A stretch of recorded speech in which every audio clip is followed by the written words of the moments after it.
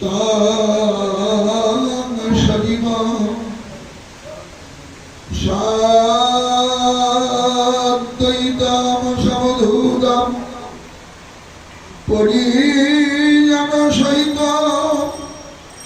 শ্রীকৃষ্ণ চৈতন্য দেবং রাধা কৃষ্ণ পদান সহগণ ললিতা বিশাখান্বিতাংশ্চ।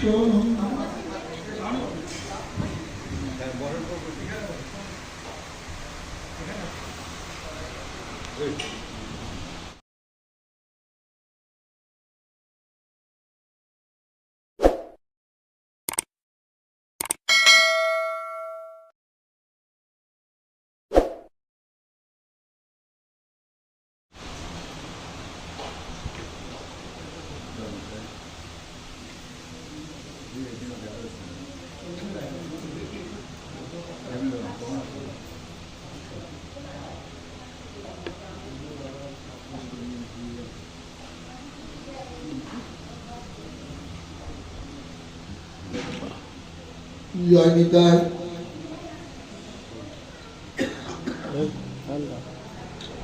আজকে এখানে শিষ্য মহামিলন উৎসব, শুধু শিষ্য নয়, শিষ্য শাসন করার যোগ্য যে তাকে বলা হয় শিষ্য।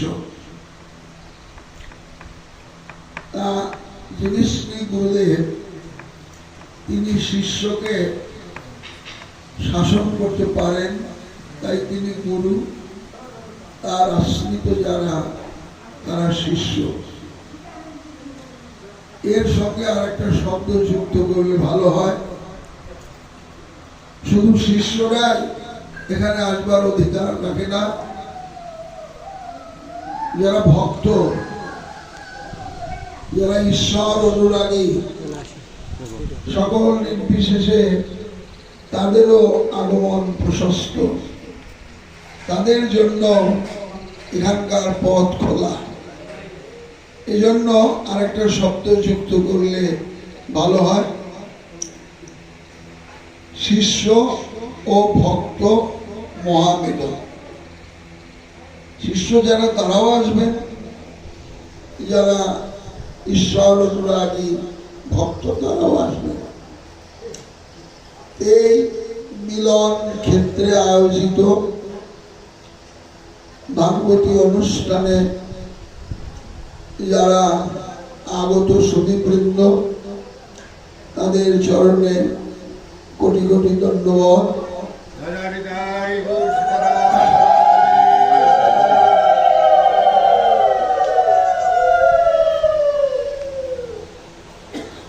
কলিযুগ, কলির প্রতারণার যুগ, যে যুগে উপদেশ দেওয়ার মানুষের সংখ্যা বেশি, উপদেশ পালন করার মানুষের সংখ্যা কম। শ্রী চৈতন্য চরিতামৃত বললেন, আপনি না কইলে ধর্ম শেখানো না যায়, এই তো সিদ্ধান্ত গীতা ভাগবত গায়। নিজে আচরণ করে অপরকে শিক্ষা দেওয়া, এটাই শ্রীমৎ মহাপ্রভুর অনন্য আদর্শ। তা আজকের এই আলোচনা ক্ষেত্রে ছোট্ট একটি বিষয় সম্বন্ধে আলোচনার প্রয়াস পাব। সংসারবদ্ধ জীব সহজতম উপায়ে কৃষ্ণ কৃপা লাভের পথ।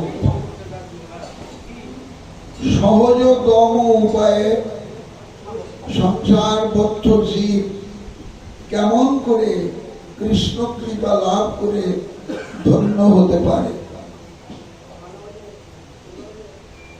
কলিজীব কলির প্রতারণায় প্রতারিত,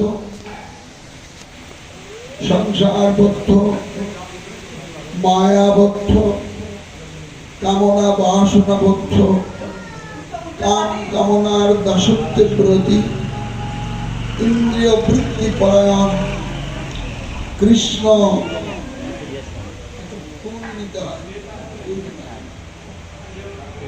না হাত দিয়ে দেয়, বৃন্দাবন সাধুরাও হাত দিয়ে দেয়। সাধুদের হাতগুলো নবীর সে নরম জন, আমার তোমার হাত তো টাকা। এই জন্য ফুল দিয়ে ভক্তদের অঙ্গ যেন আঘাত না লাগে, ফুল দিয়ে দেওয়াই প্রশস্ত। হাত দিয়ে দিলে কপালে থাপড় দেওয়া হয়, আত্মাবের পরিবর্তে অবমাননা হয়।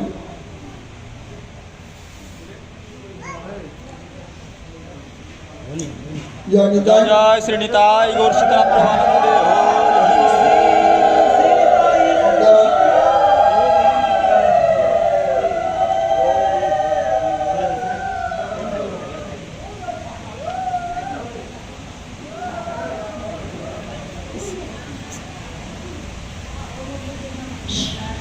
পরমেশ্বর ভগবান শ্রীকৃষ্ণ